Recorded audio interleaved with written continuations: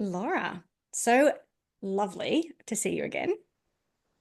You too. Thanks for having me.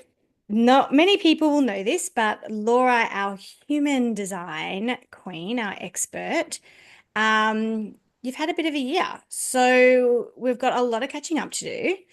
And before we start with that catch up, I'm just gonna pull a card for us to like see where we are at and the energy of this conversation. Ooh, Yeah. dreams. Ooh, okay. Okay. Interesting. Interesting. Mhm. What's your immediate response to that? Um, I mean, my dreams have been wild for a really long time, which is nice. I like the dream space, but what initially came to me when it first came up was um I've moved recently, as you know, and we'll probably talk about that today, but something that's been like being drummed up, I guess, in my orbit is how I can start to spread human design here. And I've really tried to sort of think about it from a like a dreamlike state of what is it that I would want to do? What is it that I would want to uh, do to bring it to life here in a new area? And there's a huge wellness community here, so that's just what came up for me when you pulled that. So yeah. It's it's like to me, I feel like you are in this position. I'm in this position. Many people are in this position right now where the dreams that we have for ourselves are changing.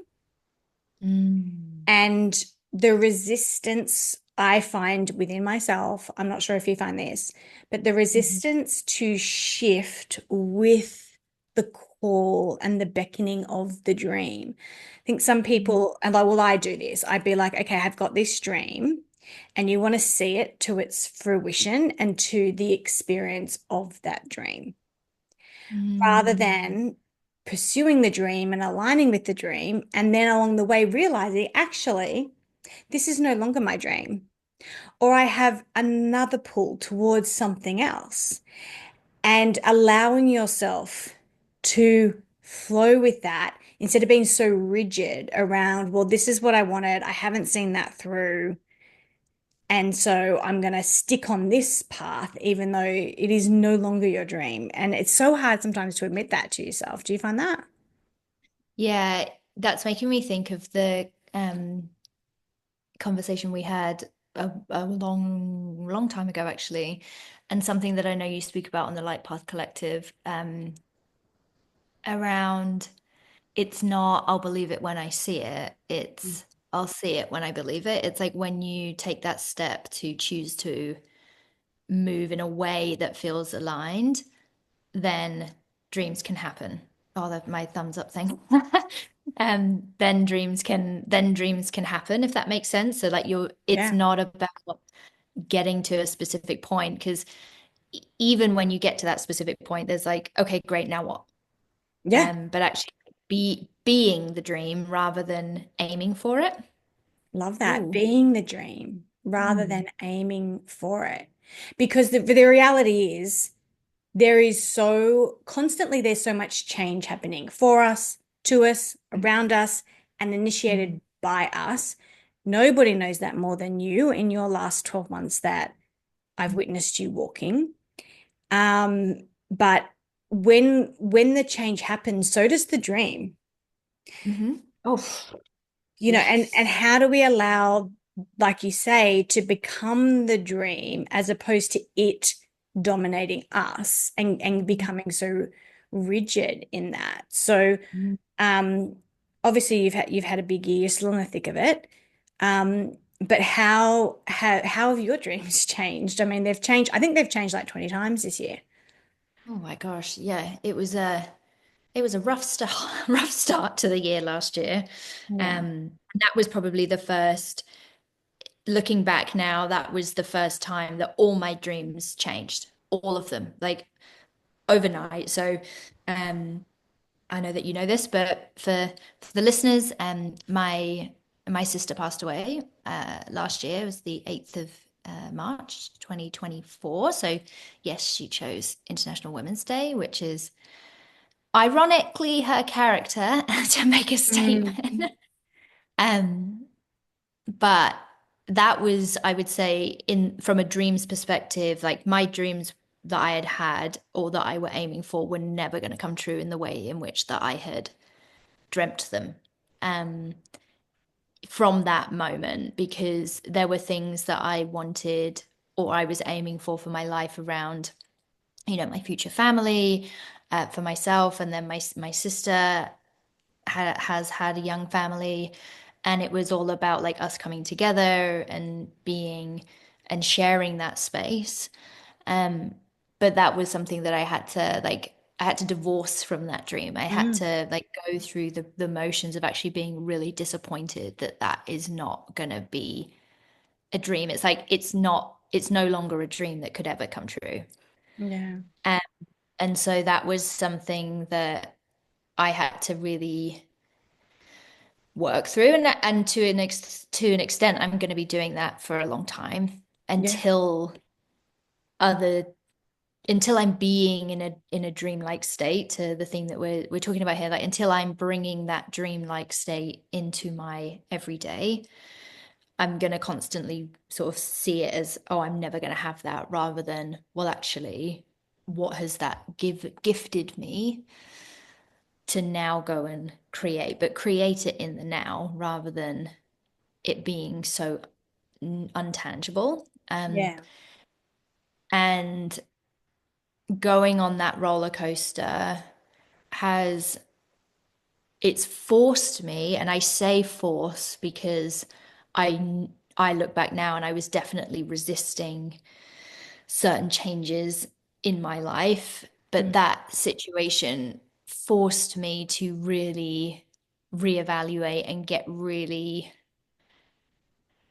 okay with just everything sort of crumbling, and my incessant need of not letting anything crumble yeah. um, was something that I had to really let go of. And I mean, that was never a dream for myself. That was never something that I wanted to go through at all. But I will say that something that was a bit of a red thread throughout, and what it did trigger for me, was to really go in search of myself again. Really started to look into my human design again, which is something that I've been working with for a long time. But my goodness, did that open my eyes to how to live even more authentically with your human design, because with human design it can really help you understand the way in which you make decisions, for example. Mm, um, and I had to make a decision, and I'm still probably making that decision, um, as part of losing my sister, is, how do I now want to move on? How do I want to start the process of moving on? And I was using human design to really start to remember how I deal with things, like how I would go on to now get to the place where I am now, where I wouldn't say that I've accepted it, but I've gotten to a point where I for sure know it's happened. mm. And it's taken me a time to get there. And I knew that it was going to, because of my decision making process. And actually recognizing that and seeing it so blatantly was very eye opening. I think just having known you and very limited, but having worked with your sister before, I think now a year on, I think I see like a before your sister passed and a post your sister passed um version of you. And no one would wish any type of unexpected tragedy upon anybody. And I don't think that these things happen for a reason, but they definitely do shape and mold us. And I think it's not the way in which we necessarily deal with it. It's the way in which we allow it to deal with us. Yeah, And it's such a process, because no, like no one, myself included, could have predicted this Mm. this moment in your life, but it has been that trajectory for you to look at decision making massively. Because obviously, I work with Laura, and people here listening to this would have worked with Laura before, but I know her obviously on a personal level as well.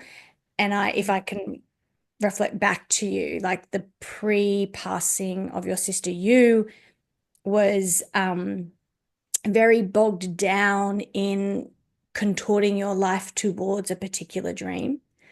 And Mm. and I think that this is how most of us live. Like I kind of alluded to before, we have this dream, we have it, we want it to go this way, and it's not going that way, or we're changing our mind subtly and we're resisting it and we're fighting it. And we're like, but if I just do this, then I can get that dream back on track and all those things. And then with the passing of your sister, it was almost like, I mean, literally the rug was pulled out from underneath you and your family, but um, it wasn't even making decisions anymore was not even an option. Like you had to face it because it was either like I try and contort my life to Mm. to how I think it should be or how I would prefer it to be and be super uncomfortable, super unaligned, super tired and struggling and spinning my wheels. Or I actually, like, as you say, like realize this has happened and accept it to a point. And I think it's something that oh, I can't imagine if it happened to me, I would be going through the process of accepting that for the rest of my life, you know? Yeah. Yeah. But then, okay, but it shifted everything for you. And you've had to make decisions that you were, if I could be cheeky enough to suggest, avoiding making prior to this moment. And so, how beautiful that out of such tragedy can come so much expansion, even though it's hard, even though it's heavy, and even though the dream has changed. So, decisions around where you want to be, how you want to be working, like everything has been on the table for you. Everything. Yeah. Yeah. And it was a beautiful thing that you said around like the way that it has given me an opportunity to go through something that I was avoiding in many areas of my life. Like my job has changed, my work has changed. I quit my corporate job just before my sister passed, but I was so close to sort of going back before she passed, and then certainly after she passed, I was like, well, I'm not going to be able to cope with anything. And I changed the work I was doing, and then I've now recently changed my um, location again, and I'm in the process of navigating relationships and things like that. So it has been a year of making choices and deciding what it is that I choose. And I haven't always done that. I've been very much um, a facilitator of peace, or a lot of people call it people pleasing, but it's been very much like a facilitation of how I can contort myself to just get the best of the situation, even if that means that I don't get what I feel I need out of it. Yeah, or want. Yeah, for sure. Yeah. So how, I mean, obviously, if I'm going through something, I'm going to rely deeply on my channel and on my healing and energetics and self-concept. That's where I'm going to go because that's what I know. But your expertise in human design, I guess, allows you to see it another way. So when you've gone through this year and you're having to make fundamental decisions like, traveling to the UK, to when do I be with my family? When do I, and how do I support them? And how do I clean up the what is the debris that is left after someone passes when no one was expecting that to happen? And then to make the fundamental decisions about actually what actually do I like? what actually do I want to do? Who the hell am I? So like that's what I mean by the scope of decision making that you've gone through and are continuing to go through in the last year, catapulted into this. What have you noticed about your decision making that has shifted? I realized that my decision-making process is a lot slower than I ever gave it credit or space for. And I think that's conditional based on the environments that we're brought up in, whether it's like job or school. We're asked at 5 years old to decide what we want to be when we grow up. Um, and then that's sort of like, that's it, that's set in your mind. Mm. Um, and we as a society and as a human collective, and this is something that I really see is changing throughout the world, is that I really needed to recognize that it was okay to take time to make a decision. The other thing was I didn't have to be certain on it. Oh, Um, and I completely, in the mix of everything that had happened, I realized that I was a big part of what I was doing was like, I need to be certain on what I want. I need to be certain on everything. And of course I wasn't, because it's not my natural way of working, and it's not the gift that I have as part of being me. And so when we talk about a decision-making process in human design, it's called your authority. Um, and it enables you to feel into the way in which you best make decisions. And mine is what we call an emotional authority. So that essentially means that I will have an emotional wave about decisions that I make. Now, how quickly I get through that wave depends on the decision. Sometimes I might get through them quickly, but the point that I'm making is that I was not honoring that wave either way. So I was expecting to go, you've been asked a question, you need to make a decision, make the decision. But because I'm emotionally led in my decision making, the wave is like I could be really upset by something, then really happy about something, and then really melancholic about something, and then back to being excited, and then back to being really worried about it. But the point is that you go through those cycles, you go through all of the feelings, because your whole spectrum needs to be felt in order for you to make a decision. And what often happens when I do make the decision, it's easy. It's almost like melancholic. It's boring. mm. Um, because I've gone through the range of emotions that I needed to go through in order to make that decision. And I'll give an example. Like, so before I before I left my corporate job, I knew I wanted to quit that 9 months before I did it, but I didn't know how I felt about it. So my intuition was like, this is not the work for you. And through other areas of your human design that there's different out there if you want it. Just for reference, what is this to do with your energy type, your authority? So yeah, so you have your energy type, but then your Which you are, authority. what is yours? I'm a manifesting generator. You're a That's right. projector. I know you're the one I want to be, but yeah. There's five. And so your energy type is like generally your aura. So it's like how Okay. you're felt by other people.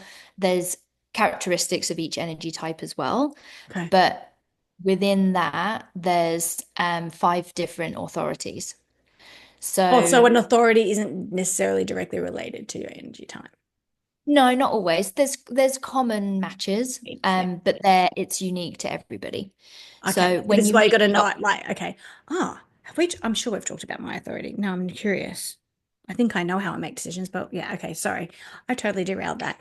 Um, you're a manifesting um, generator, and the way your authority or your decision-making process is via the vehicle of emotion. So when you're feeling like corporate's not for me anymore, it's obviously it's taking you a long time.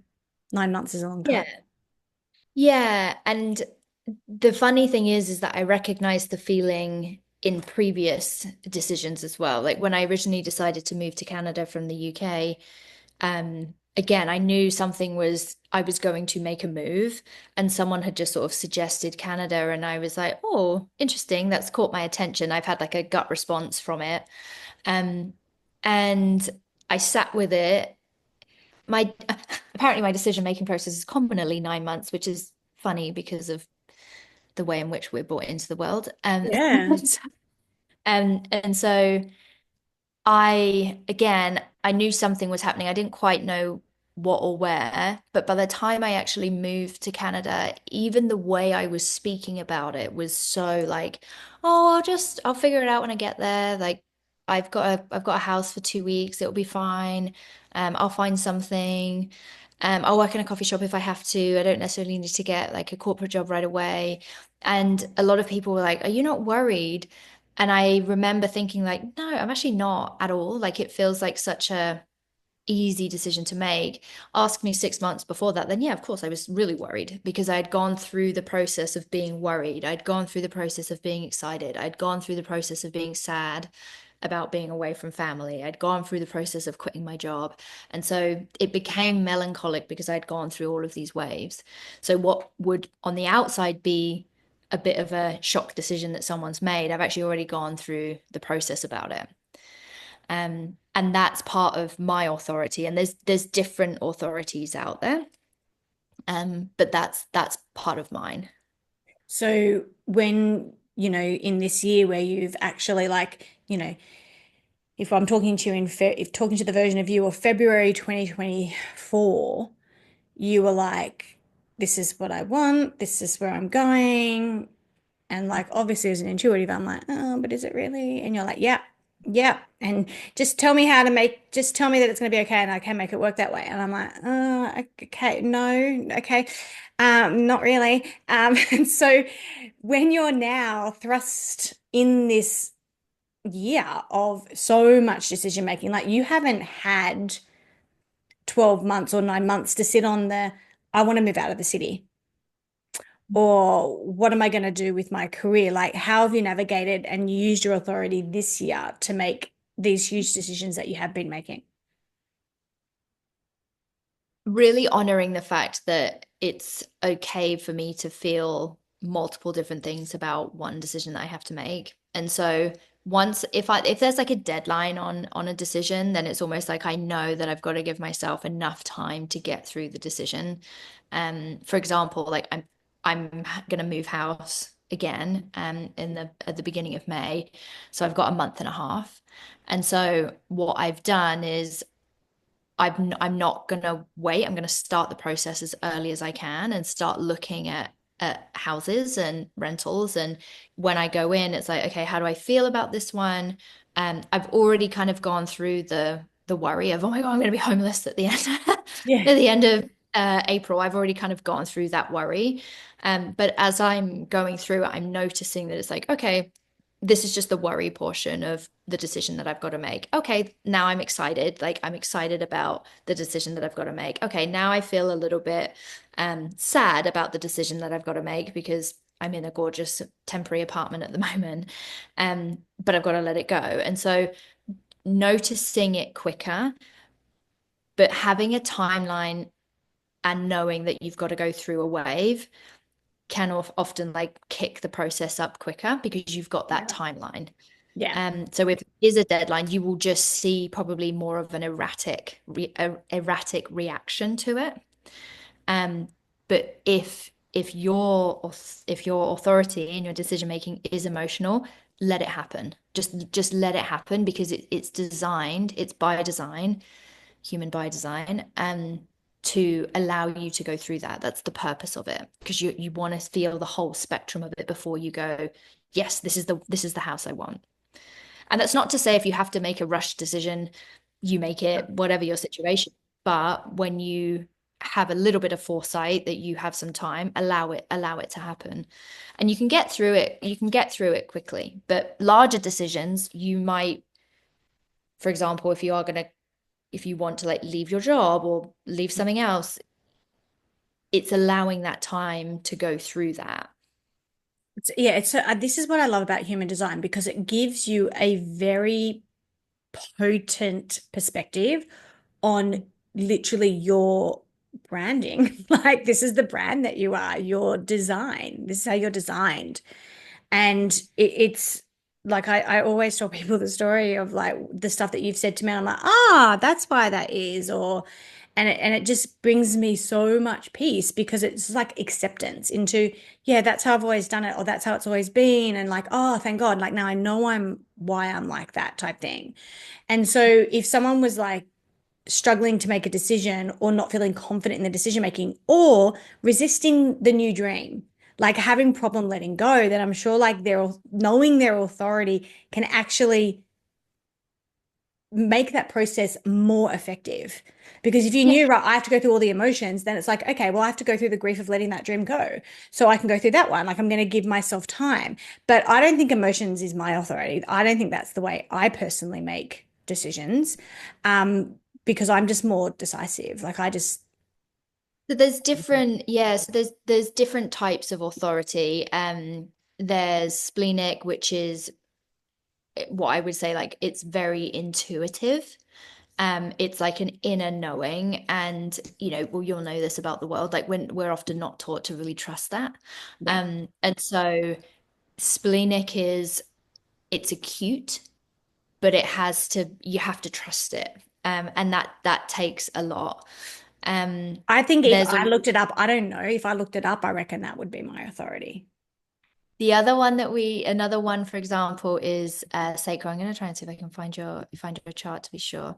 Um, One of the quickest ones, and again, um, we're not always taught to do this, is it's called sacral because your sacral is like your life force energy Mm. center in human design. But a sacral response is like your initial gut feeling. Okay. And it's fast. It's like the first 3 seconds of someone asking you a question, because what happens is you will have a sacral response to something, and it happens before the brain kicks in. And so what often happens is you'll have a gut reaction, and then the brain will take over and be like, no, no, no, no, we can't do that. And so the best way to get those decisions is like quick questions.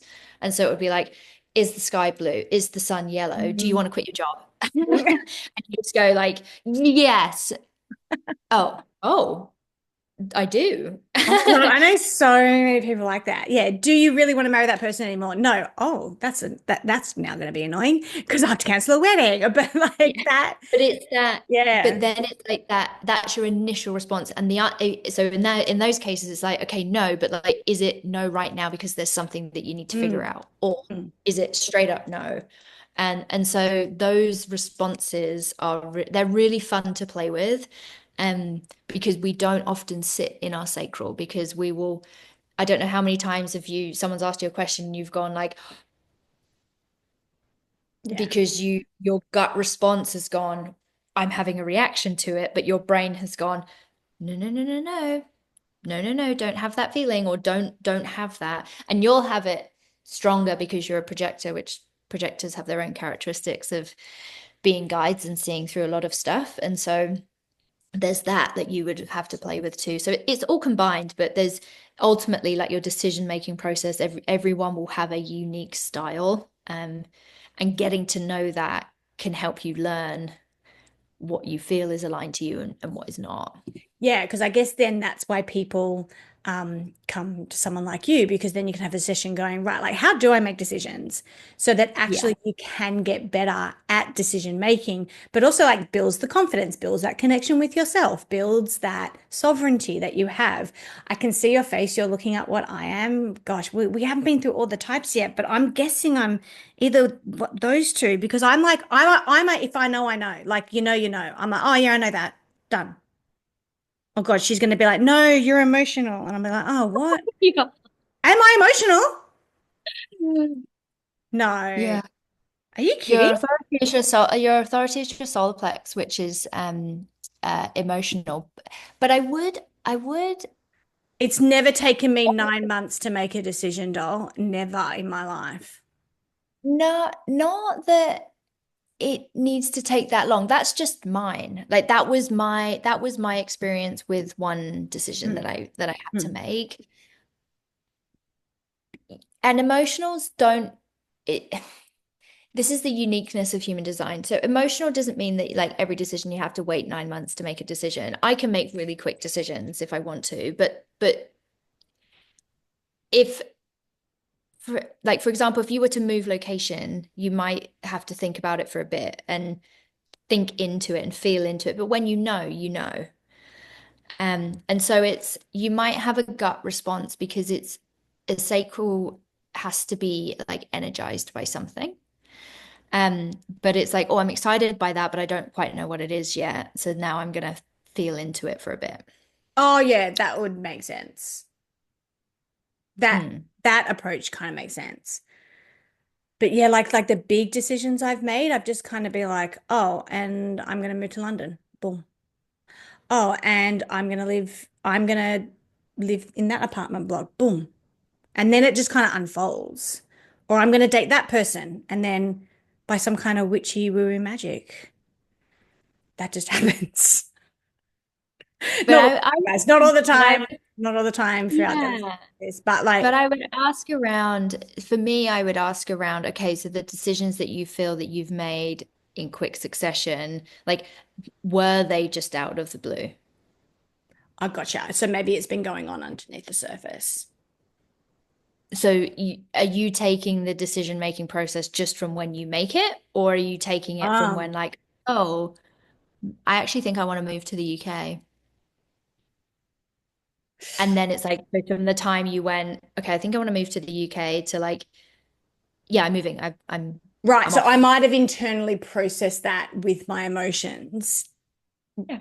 on my own. And then I was just like, oh, this is what's happening. And everyone's like, what do you mean that's what's happening? Because that's exactly what happened.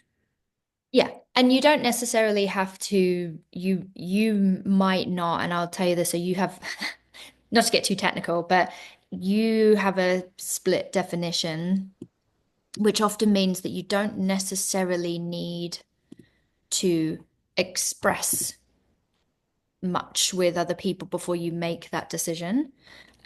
Whereas mine, I have a triple split. So I have not only have I got to go through my emotional wave, there's almost like three areas of me that I have to check that this decision feels good to me. You have two, and often with the split, it's like you would work in an office, but you got your own space. Like, I'm happy to be around people, but like, please don't bother me. Oh my gosh, Um, yes.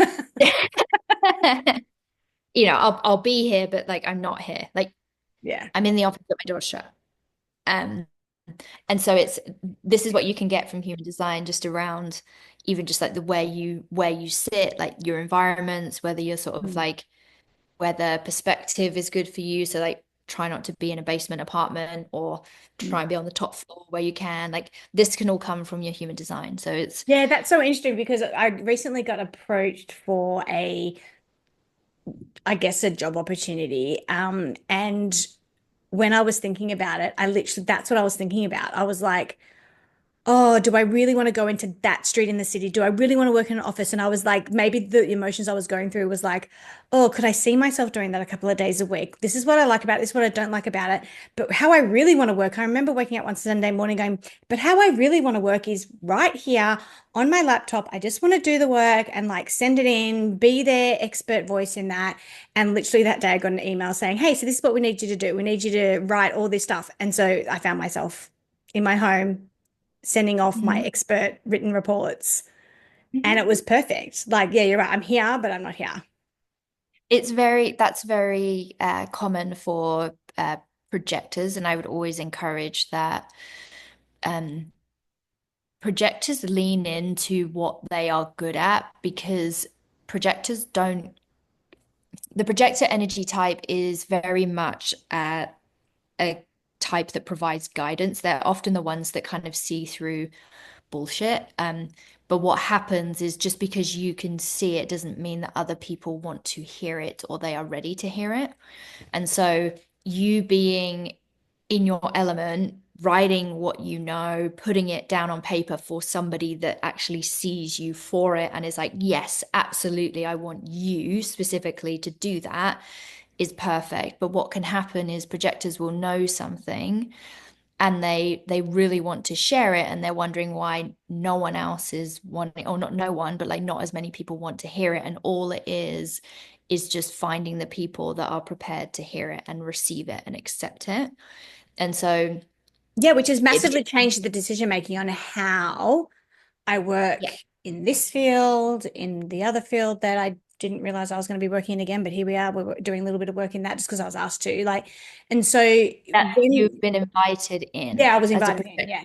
Yeah, you Yeah. being invited in is huge, and that's often a big part of the way in which projectors move energetically. It's like, where are the invites coming from? Because those are the people that want your information. Manifesting generators are usually about responding to things that come into their orbit.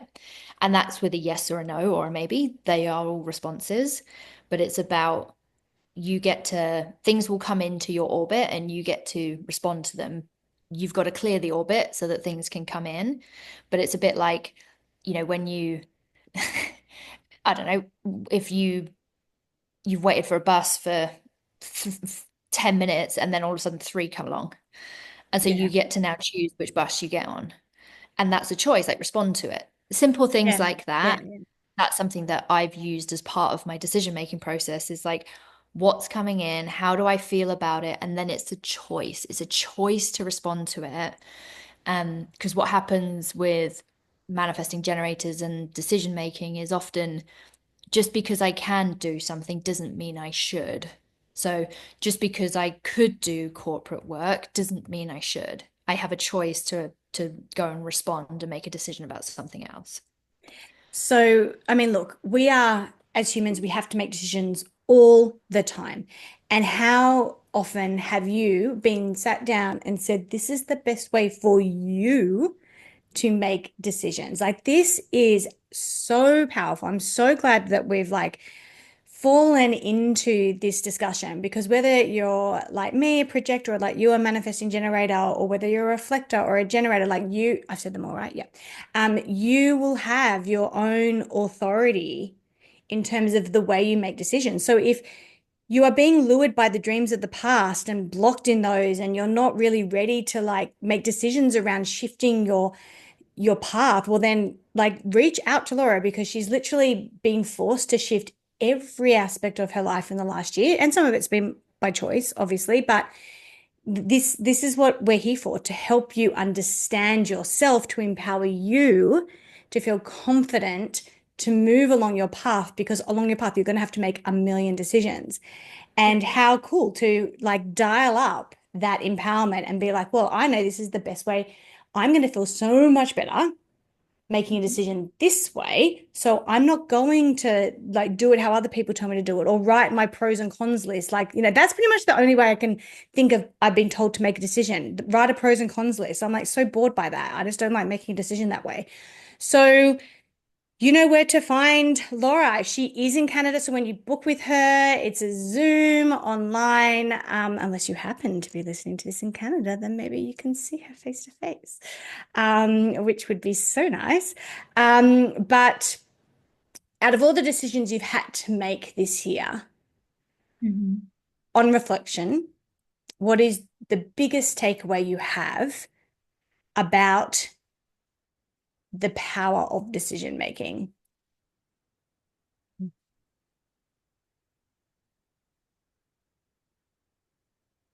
Dramatic pause as Yeah, she thinks about that I'm big looking to the question. sky. I'm looking to the sky. I would say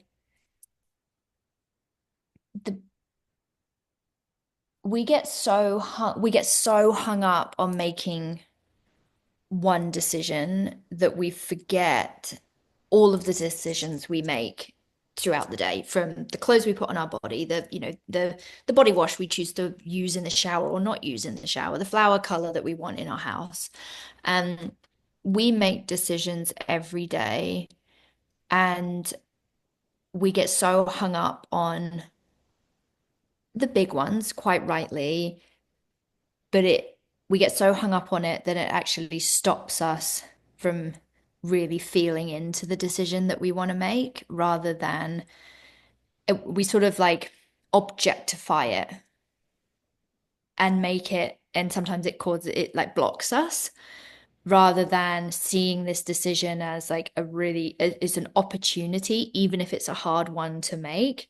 It's an opportunity, but it becomes like this object that we can't get around and we have to like headbutt and or just close our eyes and run at it and see what happens. Whereas like the decisions that you make, if you know how to make them in the most authentic way, they're only ever going to be aligned to you. Um, I'm glad we recorded that because I think I need to repeat that back to myself in those moments. Um, but we get we don't get taught this stuff, and so how can and we talk about authenticity. Like authenticity is a huge part of what we want to drive at the Light Path Collective. But how can you be authentic if you don't know how to work with yourself?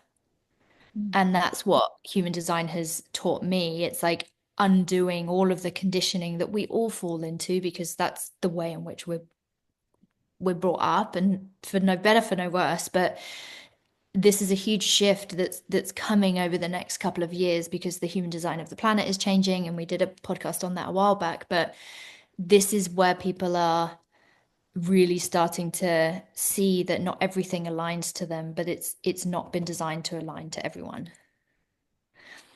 Love So that. I couldn't think of a better spot to leave it. You know where to go to connect with Laura, to really empower yourself to know yourself so you can make decisions effectively and with deep, authentic discernment for you.